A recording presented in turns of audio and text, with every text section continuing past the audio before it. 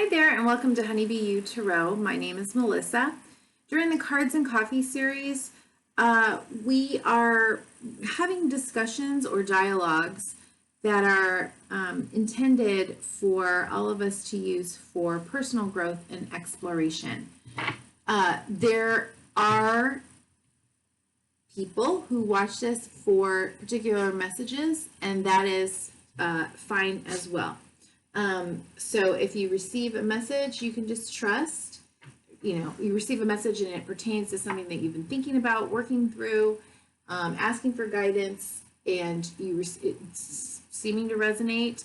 You can take that as yet another way that your own higher self, spirit, is talking to you.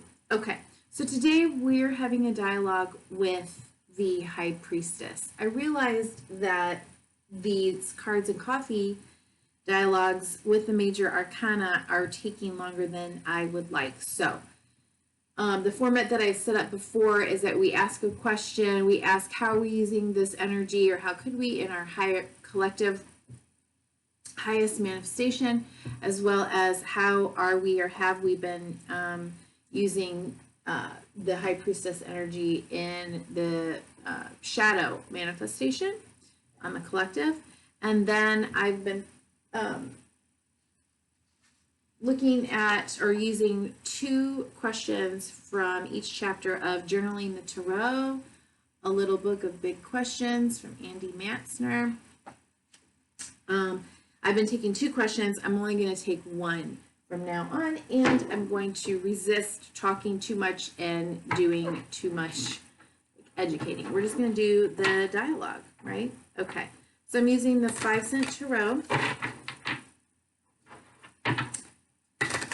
What's everybody got in their coffee cup today, or their mug?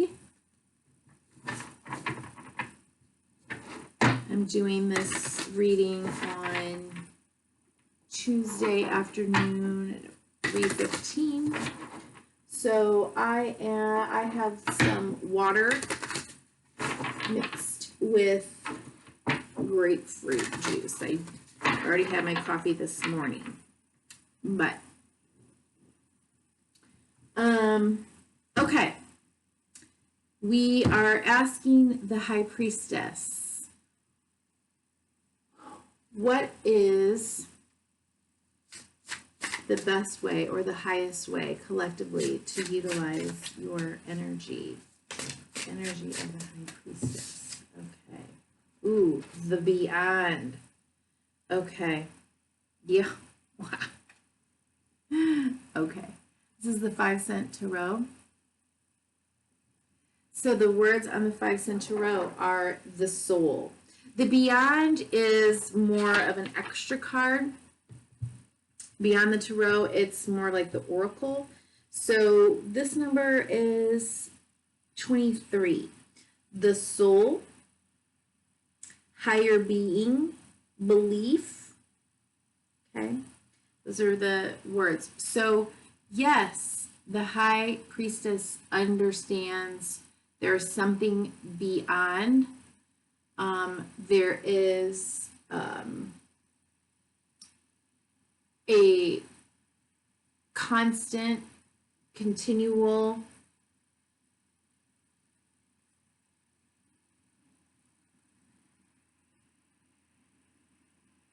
ever seeking, ever reaching, if we choose,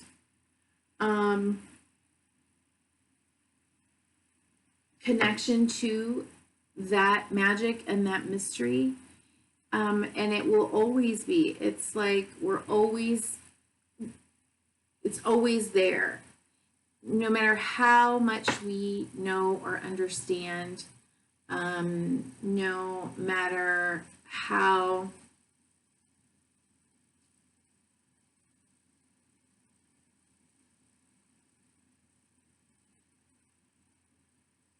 much we try to explain, even just like our humanity and our connection to that spirit, there's still a mystery there. There will always be a mystery there. And yet it is important, you know, to reach this ultimate sort of goal of the tarot, to reach wholeness, to integrate, I guess is the word I'm thinking of right now, to integrate, to unite the masculine and the feminine, to unite or integrate the spiritual with the human, the spiritual with the physical realm, to understand that, you know, while we see things in terms of opposites and in terms of duality, in reality, a little bit exists. You know, it's wholeness is non-duality. Okay. And so the high priestess is, you know, the keeper of that understanding, I would say. Okay.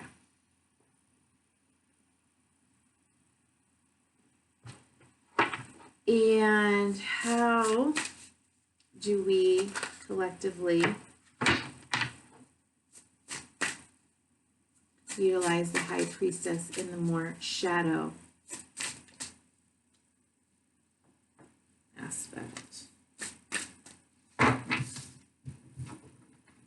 7 of Needles. Okay. 6 of Needles here. Okay. So 7 of Needles is 7 of Swords. So deception. Okay. The hidden realms, right, can be what we have within ourselves, and it's important to connect with our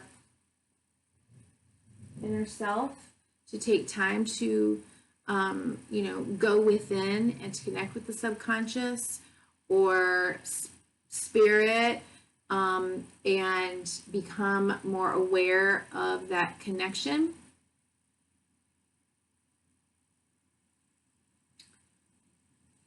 But with the 7 of Swords, it's like there's a conscious attempt to withhold or to deceive or to,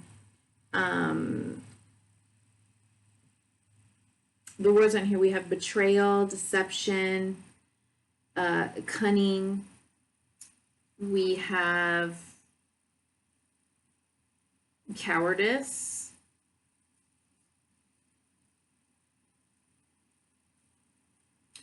You know, there can be a fear of what lies beneath, so an unwillingness to look and to go deep, but there can also be an active attempt to withhold from others, to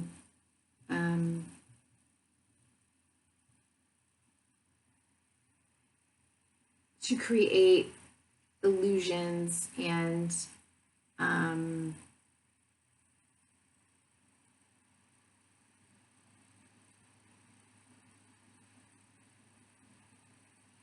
all I can think of is to keep people from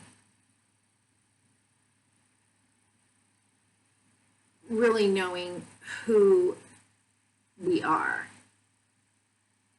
right? Really knowing who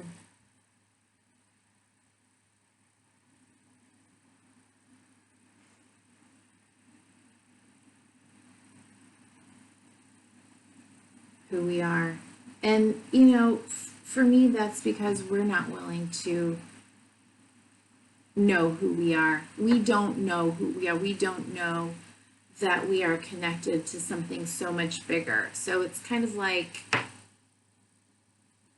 how could it even be possible to be so deceptive when you are connected in that way to spirit, to source, to your subconscious, to all of those pieces of self.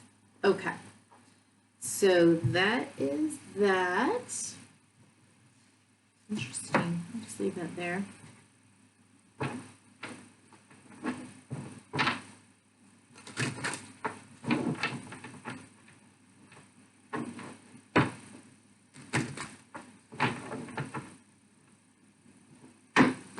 You know, people will refer to the High Priestess as a card of Pisces, a water sign, right? Many times Pisces. So there's that Neptunian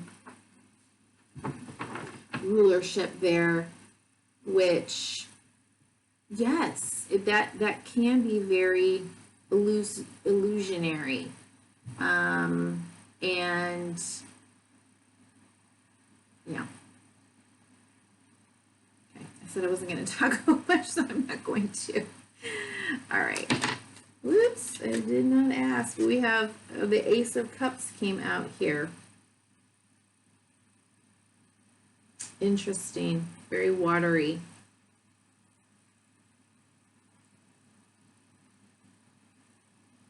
Filling the cup.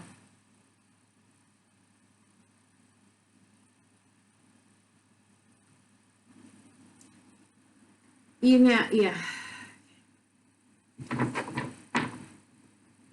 Let's look at, what's the question I wanted to ask here?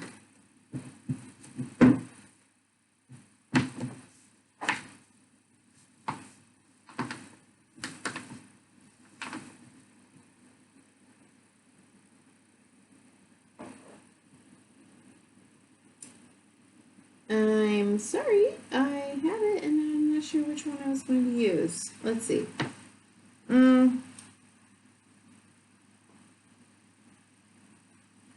I'll read to you out of this book, since I don't want you just to be staring at me reading a book. What is this?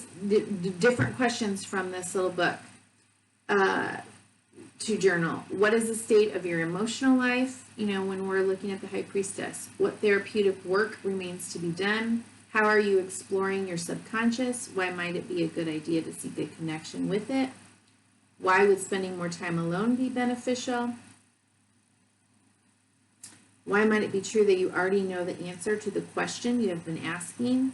Okay, I remember it was this question. What is waiting within you to be realized? What is your next step? That's what I wanted. What is waiting within you to be realized? What is your next step? Okay. Let's do this again.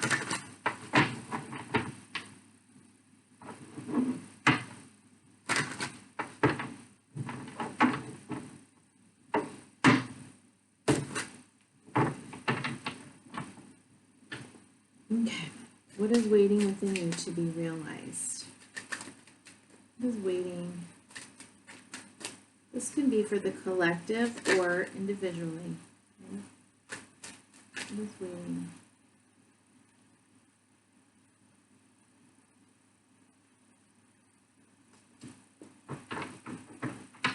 Okay, so we have the Death card.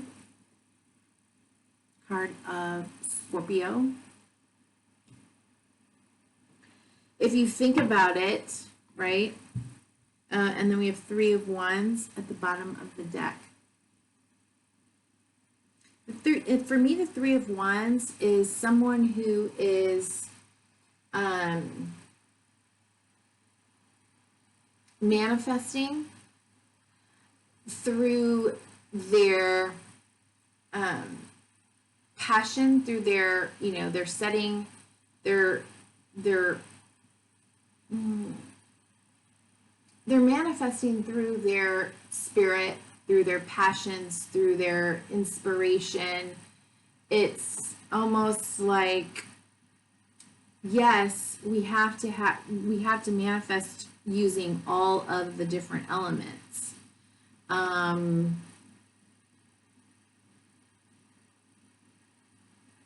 And and it's an active energy. So, you know, she is here, right?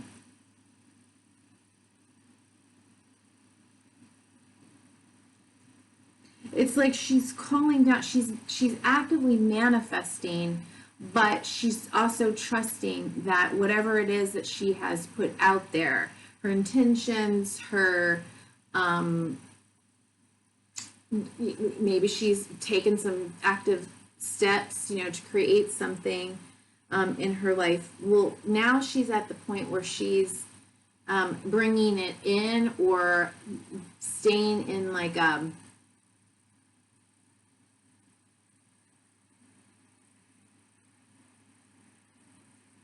it's kind of a waiting state. It's a expectant state, right? It's not just waiting for something. She knows exactly what she's waiting for to return to her based on what she has done so far, you know, to manifest it. And why am I? Okay. I kind of think when we're looking at this, what is waiting within you to be realized? What I'm getting from this is that there is an understanding of our power over death. It's our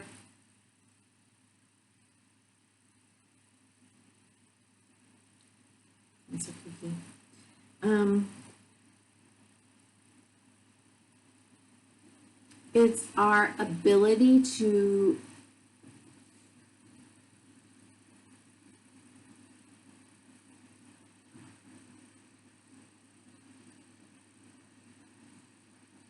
accept death as a part of the mystery, as a part of life, as a part of the unknown, as a part of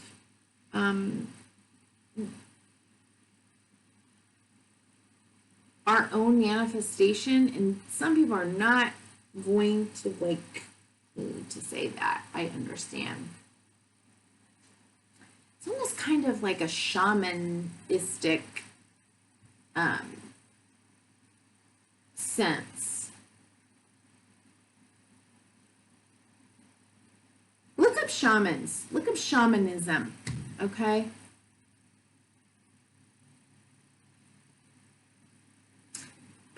And what is your next step?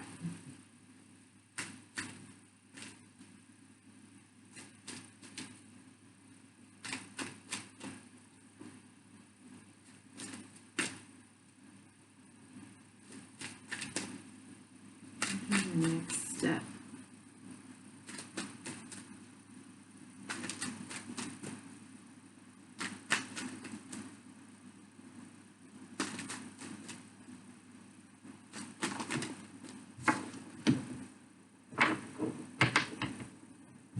Four of Pentacles with the Four of Wands.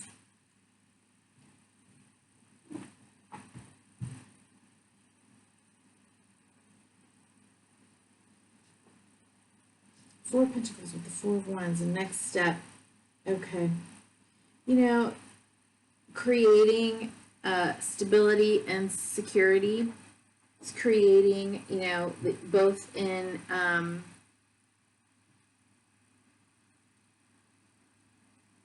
the material plane, but also like within your own life purpose. So financial stability, but also like a sense of stability and security within your life purpose, your sense of being here, you know, within your own life, like just feeling that you're in the flow of life.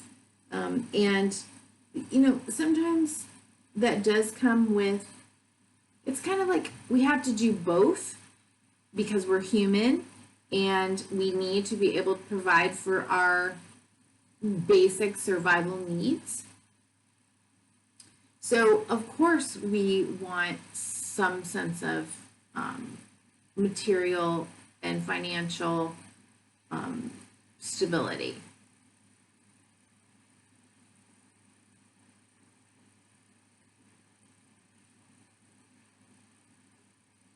But like I said, I think we're always kind of striving for a connection to something more.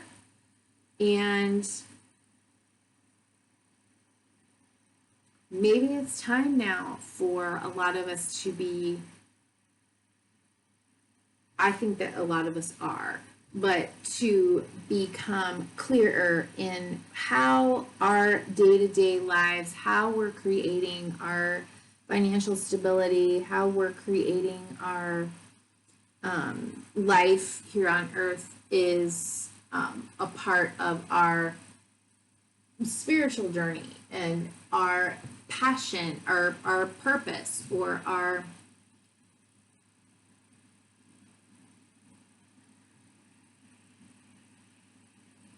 flow in the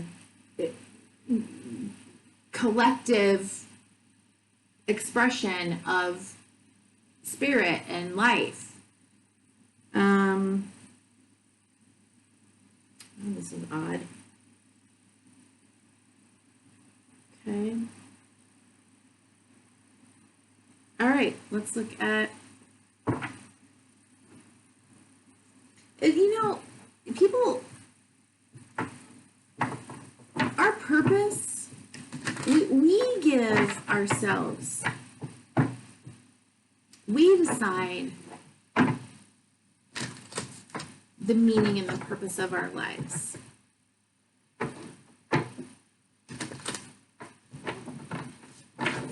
We decide. No one else. It doesn't have to be, you know, this big grand thing where you're, you know, someone well known, or you're raising millions of dollars for charity, or, you know, saving the whales or whatever. I mean, it is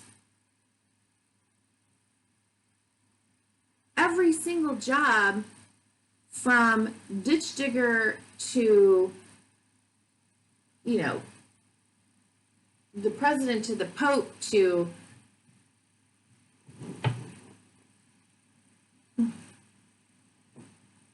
doctors, you know, every one of us serves a purpose and keeps the flow of life. You know, we're all working together to keep the cogs in the wheel moving.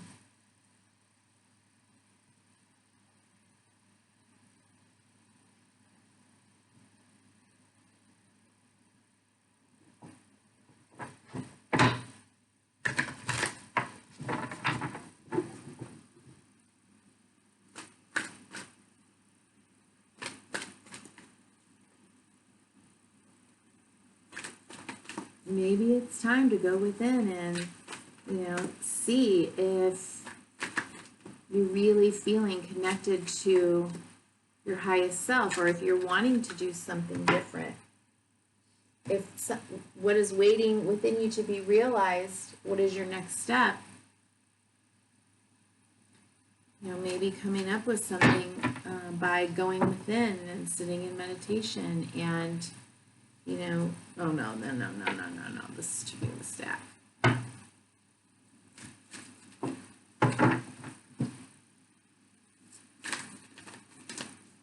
Okay, what's the final message? A message from the Animal Spirit Oracle, or the Spirit Animal Oracle. I always say it backwards, sorry. Spirit Animal Oracle.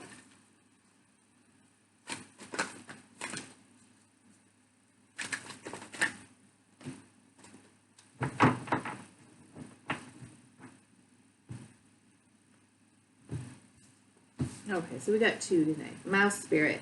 Tend to the small things. Okay, so we got another 4 here. And brown bear spirit, take time out. We got a 9. All right, we got this in the protection position. Okay, so let's look.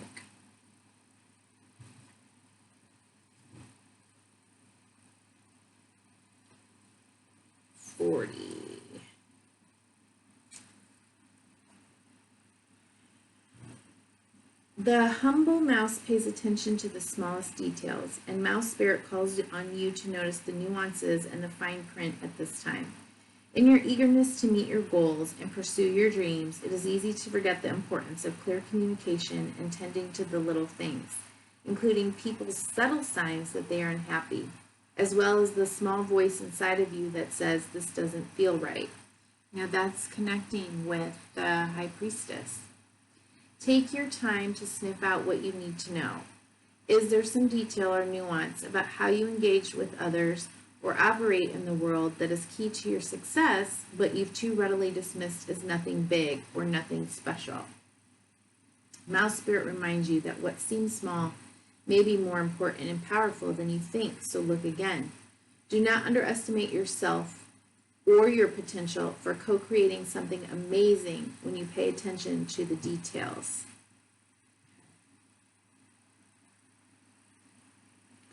And brown bear spirit in reverse or in the protection position. When you become so frazzled that you can't decide how to move forward, brown bear spirit arrives to remind you to let go of your impatience in getting to the answers and solving the problems that face you. Now is the time for rest and meditation. Take a break, let insights arise, and know that you have plenty of time to make plans. Brown bear spirit reminds you that sometimes the best and most effective action is non-action, allowing the situation around you to reveal itself to you so you can better understand it. Remember that what is yours will never be withheld from you, so you can really relax and wait until the next right action is revealed. Miracles come out of nowhere, and yours will arrive on Great Spirit's timetable. I mean, I can't eat. This is so High Priestess, right? So High Priestess. Okay, so I hope that was enlightening, helpful, in some way gave you something to think about and reflect on as you move about your day. Thank you so much. Thank you for liking, sharing, subscribing, leaving me a little comment. I truly do appreciate you, anyone who is coming across this channel. And have a wonderful day, and see you tomorrow. Bye-bye.